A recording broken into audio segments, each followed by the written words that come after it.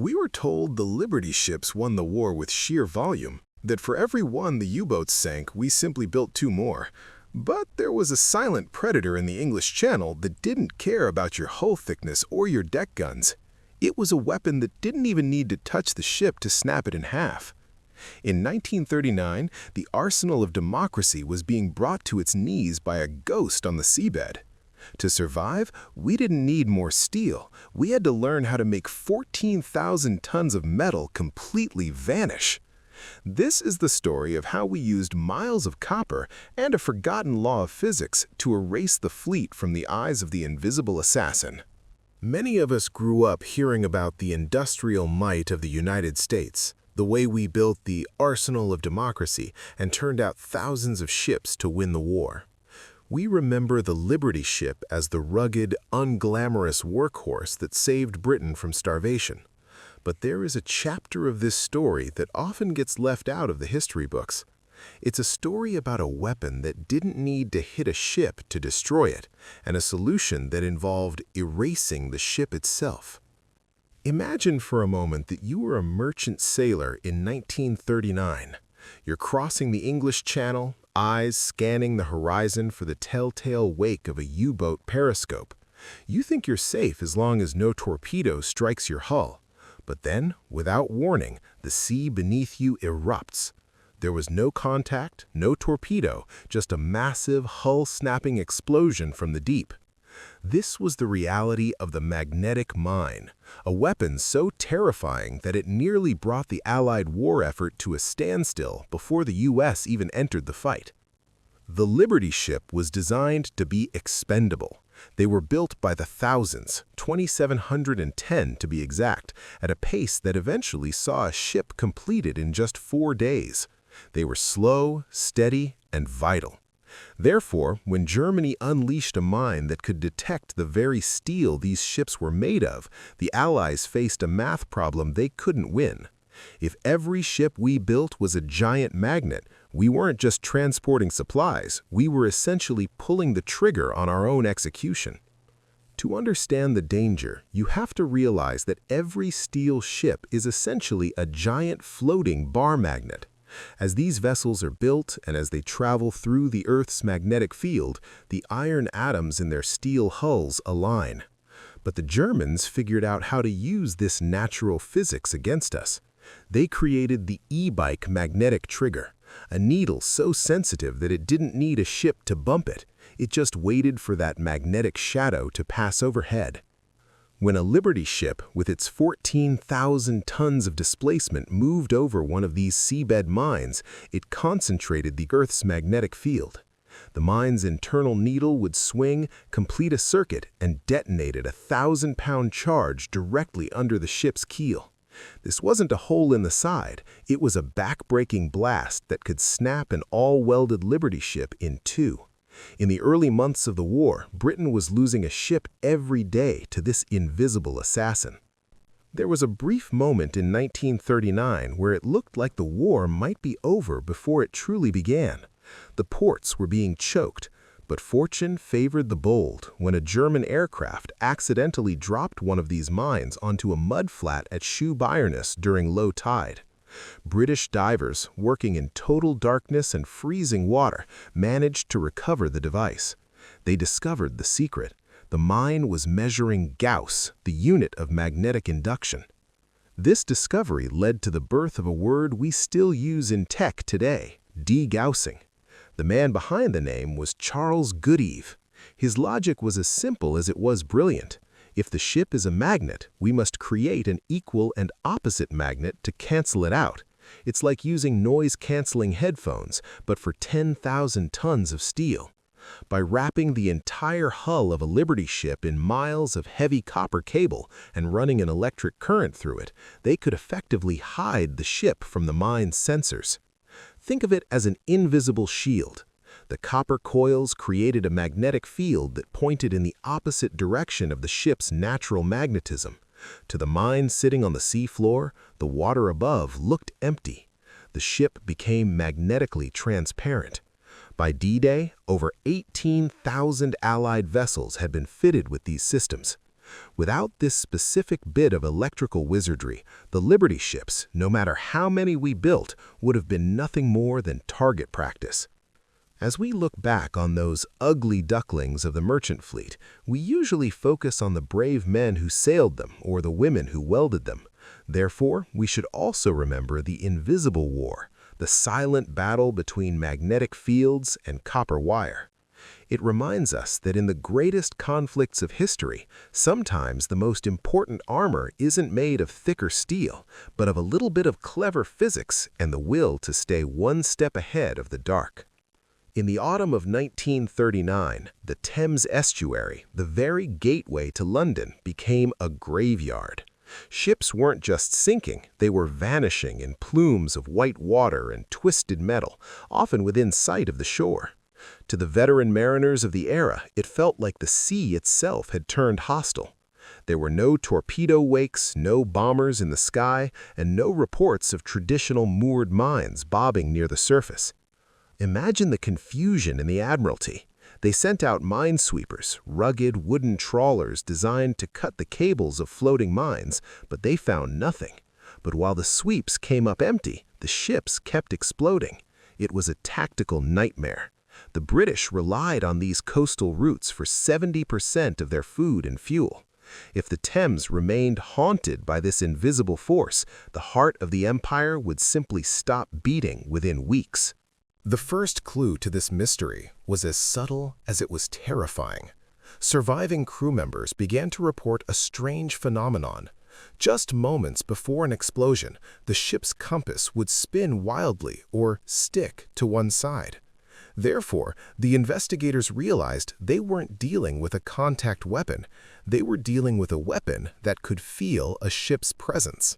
The term magnetic pull began to whisper through the halls of HMS Vernon, the Royal Navy's torpedo and mining school.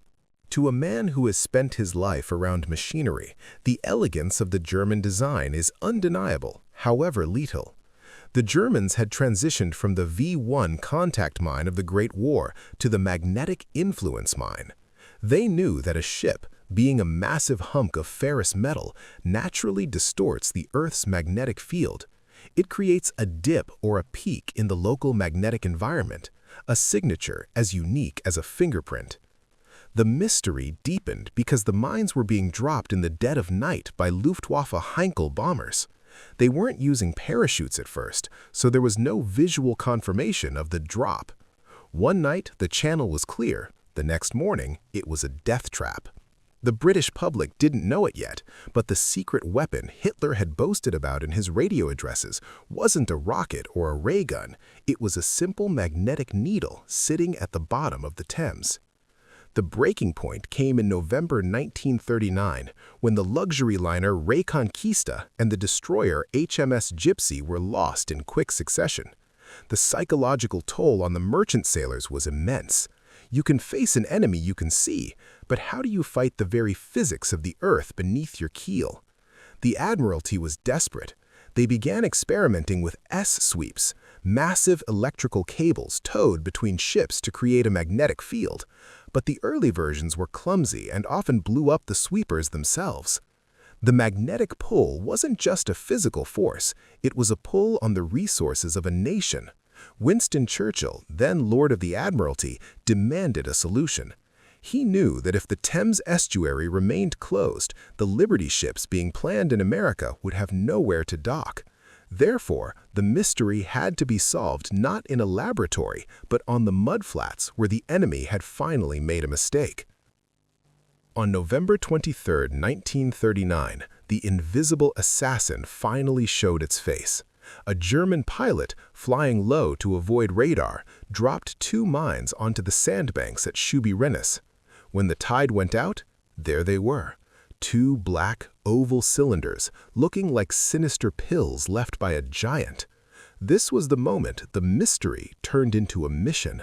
A team of brave men, led by Lieutenant Commander John Overy, stepped on that mud, knowing that any metallic object, a button, a zipper, a wrench, could trigger the end. They worked with non-magnetic tools made of brass and wood. Every turn of a screw was a gamble with eternity.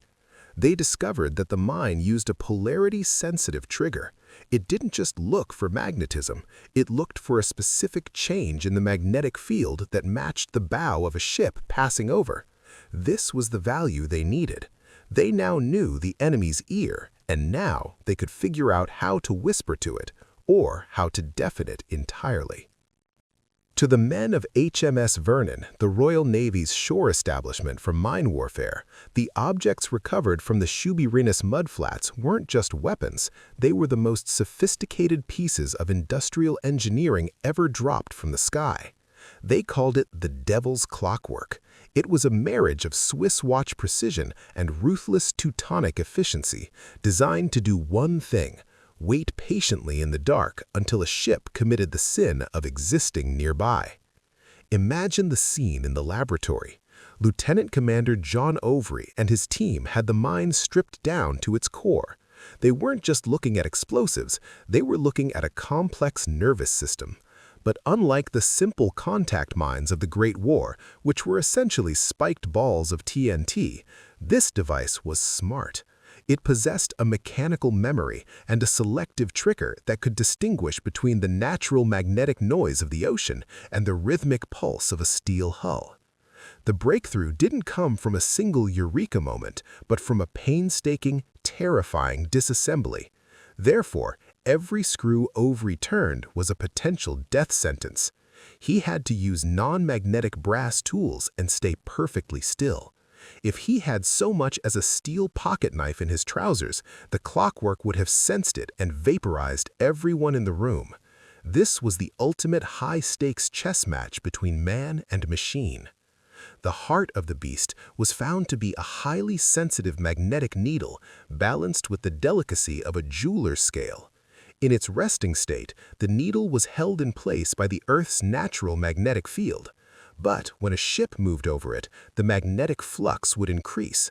The needle would dip, touching a small contact point.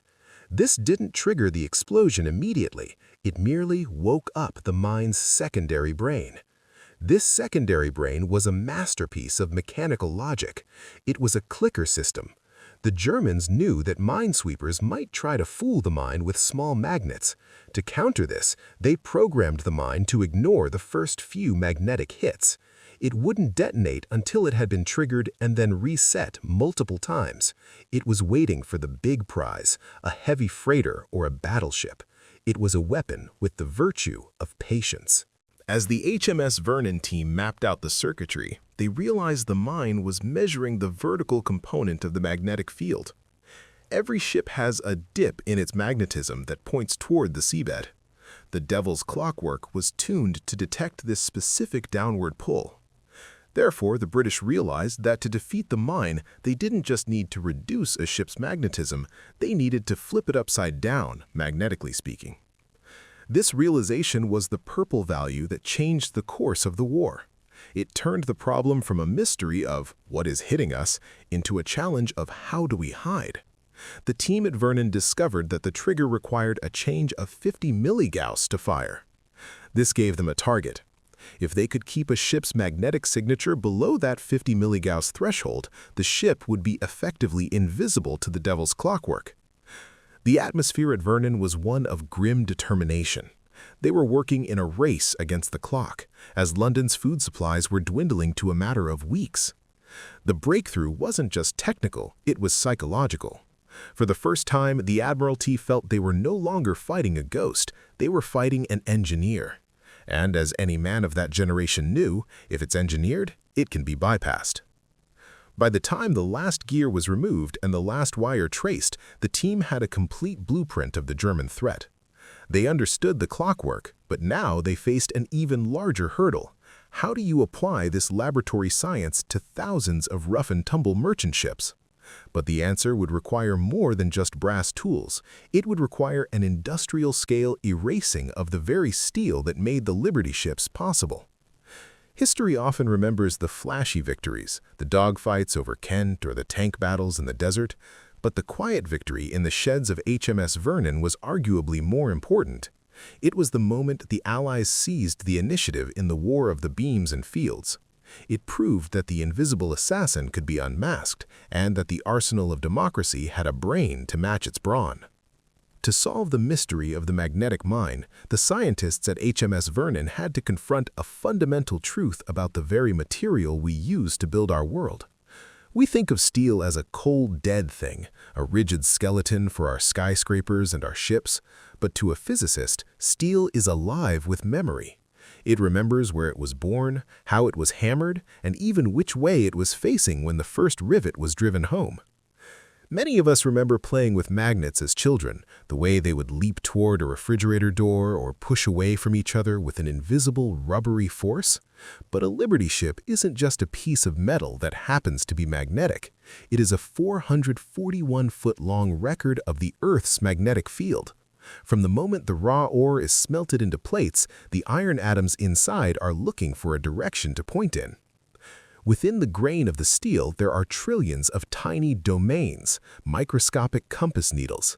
In their natural state, they are a chaotic mess, pointing every which way and canceling each other out. Therefore, a pile of scrap steel usually doesn't have a strong magnetic pull. However, the process of building a ship is anything but natural. It is a violent, energetic transformation that forced these microscopic needles into a permanent, lethal alignment. Think of the Kaiser shipyards in California or the Sun shipyard in Pennsylvania. The air was filled with the deafening roar of pneumatic hammers and the blinding flash of arc welding. As those steel plates were hammered into place, the vibration loosened the magnetic domains. Because the ship was being built within the Earth's natural magnetic field, those domains acted like tiny weather vanes lining up with the north and south poles. Once the hammering stopped and the welds cooled, those domains were frozen in place. The steel had developed a permanent magnetism. It didn't matter if the ship turned east, west, or south, that internal magnetic ghost remained pointing exactly where it was born. But that was only half the problem. There was also induced magnetism, a temporary field that changed depending on the ship's heading, like a shadow that follows you but changes shape as the sun moves. This meant a Liberty ship was a complex, shifting map of magnetic forces. As it sailed through the North Atlantic, it was constantly interacting with the Earth's flux lines. To the German magnetic mine, it looked like a massive hump of energy moving through the water. It was a signature that couldn't be painted over or hidden behind a smokescreen. The memory of the shipyard was etched into the very molecular structure of the hull. The scientists called this the ship's signature. Every vessel had one, as unique as a thumbprint. Therefore, the Admiralty realized they couldn't just build a generic fix. They had to treat every ship like a patient with a specific ailment. They had to measure the memory of each hull and find a way to neutralize it. If they failed, the thousands of tons of steel being poured into the Liberty program would simply be a massive donation to the bottom of the Atlantic. For the men 65 and older today who perhaps spent time in a machine shop or worked with heavy equipment, you know that tools can become magnetized over time just by sitting near a motor or being struck repeatedly.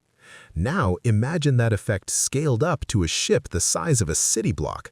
The sheer scale of the magnetism was staggering.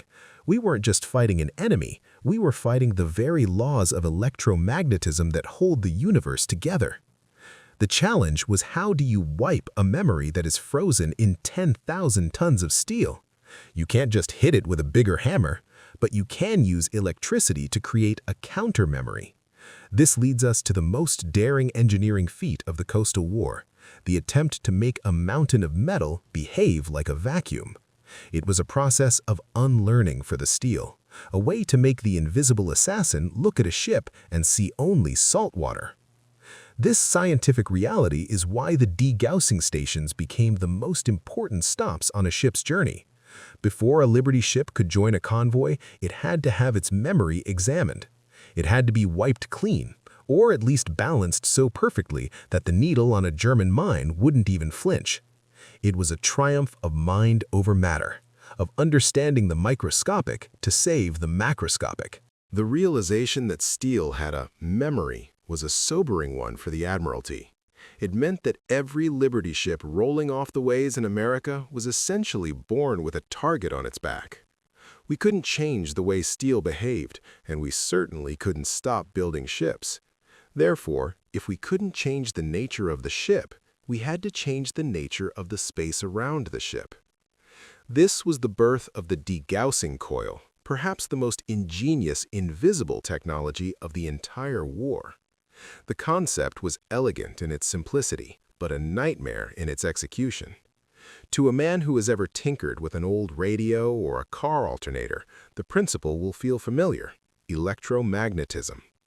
If the ship's hull was creating a downward magnetic pull, we simply had to create an upward pull of the exact same strength to cancel it out.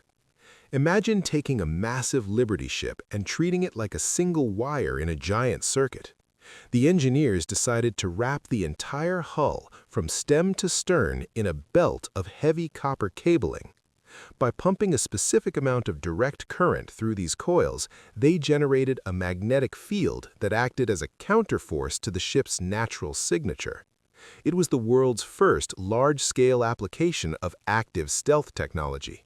But this wasn't as simple as just plugging it in. Every ship was different. A ship built in a yard in Maine, facing north-south, had a completely different magnetic memory than a ship built in a yard in Louisiana, facing east-west. Therefore, the degaussing system had to be bespoke.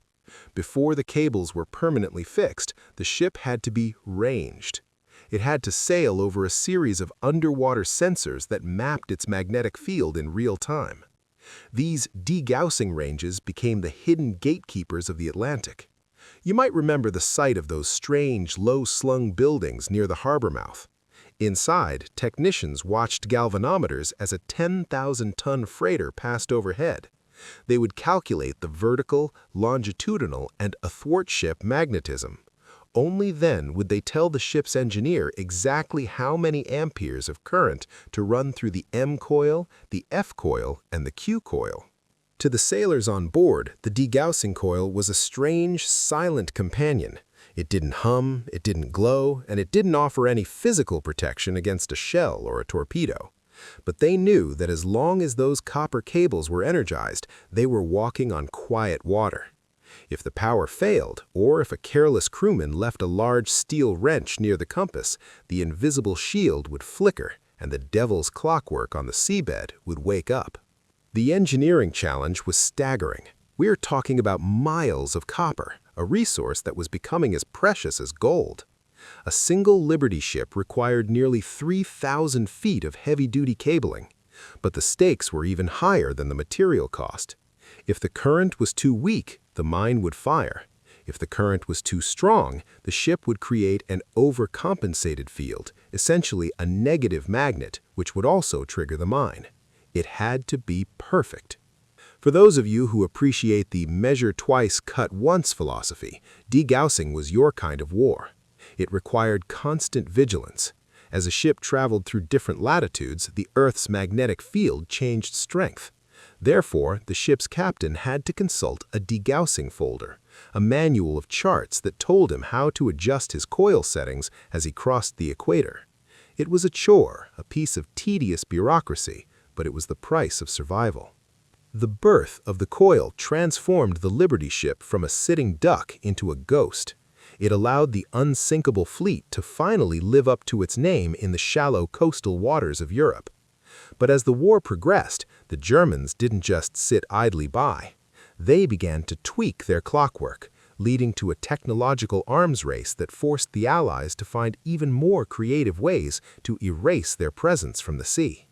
As we consider the sheer scale of the degaussing effort, thousands of ships, millions of feet of copper, and tens of thousands of man-hours spent ranging, we see the true face of the arsenal of democracy.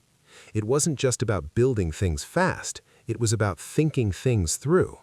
It was about taking a fundamental law of nature, like magnetism, and bending it to the will of a free people. The coil was a testament to the fact that in modern war, the scientist is just as vital as the soldier.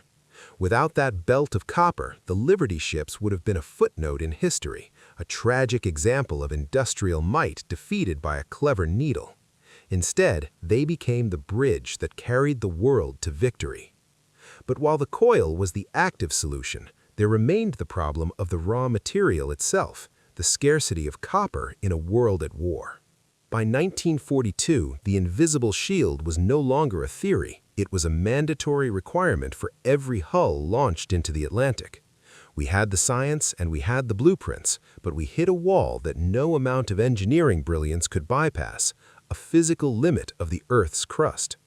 To wrap the Liberty fleet in degaussing coils, the Allies needed copper, and they needed it on a scale that the world's mines simply couldn't provide. If you remember the scrap drives of the early 40s, you know that nothing was wasted. Pennies were minted in steel, and kids were out collecting old radiators and tea kettles.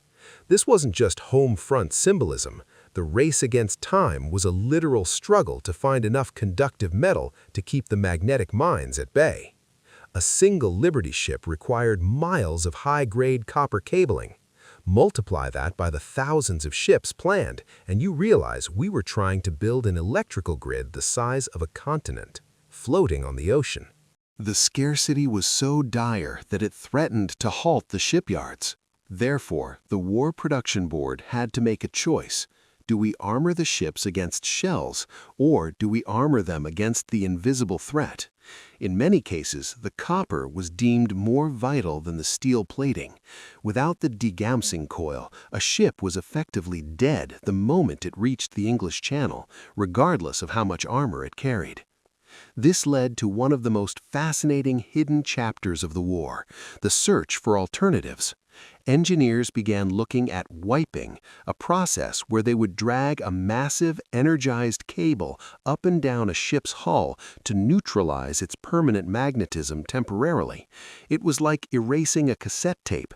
But while wiping used less copper, the effect was temporary. The ship would eventually remagnetize as it battered through the waves. It was a stopgap, a way to buy weeks when we needed years. The race wasn't just against the German mines, it was against the clock of global logistics. Every pound of copper diverted to a degaussing coil was a pound taken away from a radio, a radar set, or a shell casing. Therefore, the Allies had to innovate. They developed temporary degaussing, coils made of cheaper, lower-grade alloys that could be fitted to the outside of the hull in a rubber snake. It wasn't pretty, and it often got torn off in heavy seas, but it kept the convoys moving. Think of the pressure on the shipyard workers. They were being told to build ships faster than they ever had in human history, but they were also being told they couldn't have the materials they needed to finish them properly. But the American spirit of make-do took over. In some yards, they began using deperming stations, massive shore-based facilities that could hit a ship with a magnetic field so strong it would reset the steel's memory for months at a time, reducing the need for permanent onboard copper coils. As the Liberty ships began to flood the Atlantic, the sheer volume of degaussed steel began to change the magnetic landscape of the ocean. Therefore, the Germans responded by making their mines even more sensitive. They added sub-detectors that could sense the tiny wobble in a degaussing field. It was a high-stakes game of cat and mouse, played out in the copper mines of Arizona and the shipyards of Richmond, California. For the men of that generation, the value was in the endurance. We didn't just outfight the enemy, we outproduced them and out-innovated them under the most crushing material constraints. The copper crisis taught us that a war is won in the details, in the thickness of a wire and the amperage of a current. It was a silent, grueling race that never made the front pages, but it was the reason the food and fuel actually reached the front lines. By the end of 1943, the tide had finally turned. The scarcity of copper was eased by new mining techniques and the recovery of scrap. But more importantly, the deperming and wiping techniques had become so refined that we could protect a ship with a fraction of the metal we once thought necessary. But the cost had been immense. We had spent the equivalent of billions of dollars just to make our ships disappear from a magnetic needle. When we look at a Liberty ship today, sitting quietly in a museum like the Jeremiah O'Brien, we see the rust and the rivets. We don't see the miles of copper that were once woven through its veins. But it was that hidden, expensive, and hard-won copper that allowed those ships to survive the gauntlet. It was a victory of logistics over luck, and a reminder that in history, the most important battles are often the ones where not a single shot is fired. The thunder of the Kaiser shipyards has long since faded into the silence of history, and the vast majority of the 2,710 Liberty ships have been reclaimed by the furnace or the deep. But the invisible shield we perfected during those desperate years didn't disappear with them. In fact, if you were to step onto a modern Arleigh Burke-class destroyer or a massive nuclear carrier today, you would find the descendants of those original copper coils still humming quietly beneath the deck. For those of us who appreciate things built to last, the story of degaussing is a masterclass in how a temporary fix becomes a permanent standard. We started by wrapping ugly ducklings in copper wire just to get them across the channel. But as naval warfare evolved, we realized that the magnetic mine wasn't a one-off threat from the 1940s. It was the beginning of a new era of influence warfare, where the very environment around a ship is the primary weapon. Today, the deperming stations we pioneered in places like Norfolk and Pearl Harbor are more sophisticated than ever. We no longer just wipe a ship's memory. We use high-temperature superconducting coils and computer-controlled algorithms to adjust a ship's magnetic signature in real time. Therefore, the invisible assassin of the Thames estuary has been forced to evolve, leading to mines that can detect acoustic signatures, pressure changes, and even the electrical potential of a ship's propellers. Many of us remember the 1980s when the tanker war in the Persian Gulf reminded the world that the sea mine is still the most cost-effective way for a small power to challenge a giant.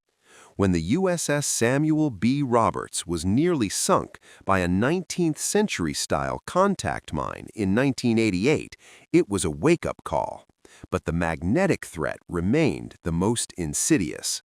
It's a reminder that no matter how much stealth paint or radar deflecting angles we put on a ship, we are still moving thousands of tons of metal through a magnetic planet.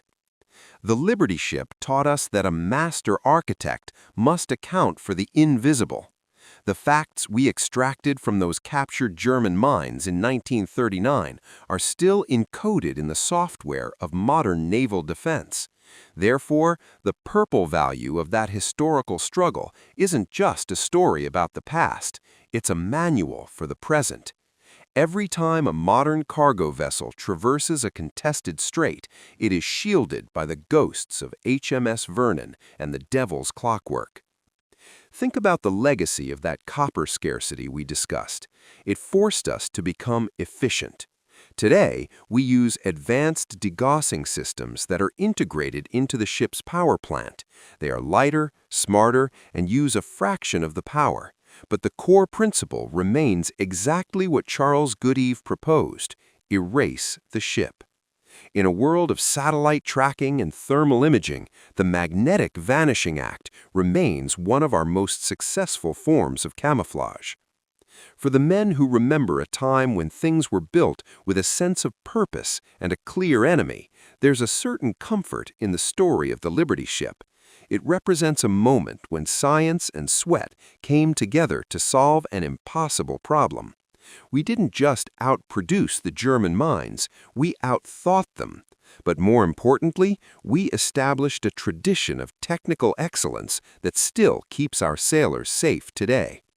As you look at the sunset over a harbor today, you might see a massive freighter coming in with the tide. It looks solid, heavy, and permanent, but thanks to the lessons of the Liberty ships, that vessel is magnetically transparent.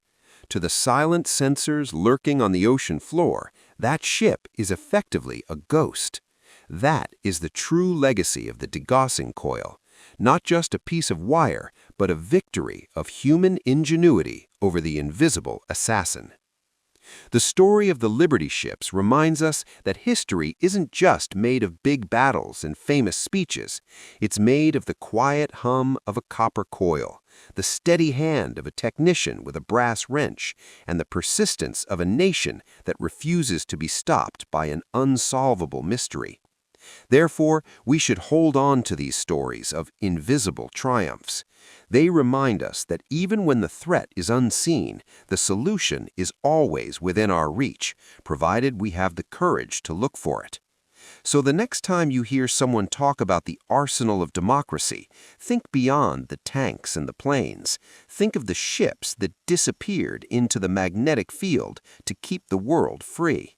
It was a shield forged in a race against time, built with a memory that steel couldn't forget, and a legacy that the sea will always remember. It's easy to look at the world today and forget the quiet, brilliant solutions that kept us free 80 years ago. My goal is to make sure those solutions and the men behind them get the credit they deserve. If you've enjoyed this look at the Liberty ships and the science of degaussing, please give this video a like. It helps others with a similar respect for our history find this content. Thank you for your time today and for keeping an eye on the stories that truly matter. I'll see you in the next one.